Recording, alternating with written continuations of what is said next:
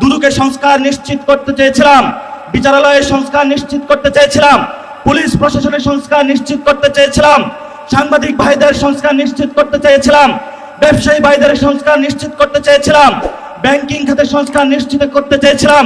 সেখানে হলো মাননীয় প্রধানমন্ত্রী তার চিরচরিত অভ্যাস হাওয়া ভাই বোনেদেরকে নিয়ে এসেছে, কাউকে দুদুকে বসিয়েছে, কাউকে বাংলাদেশ ব্যাংকে বসিয়েছে, কাউকে বিচারালয়ে বসিয়েছে, কাউকে হলো পুলিশ প্রশাসনে বসিয়েছে, কাউকে হলো পার্লামেন্টে নিজে মুখ বন্ধ করে তাকে হলো তার গ্রিন কার্ড দিয়ে বলেছে তুমি যা ইচ্ছা বাংলাদেশের মানুষের সাথে গাদ্দারি করতে পারো, তোমাকে আমি গ্রিন কার্ড দিয়ে দিলাম।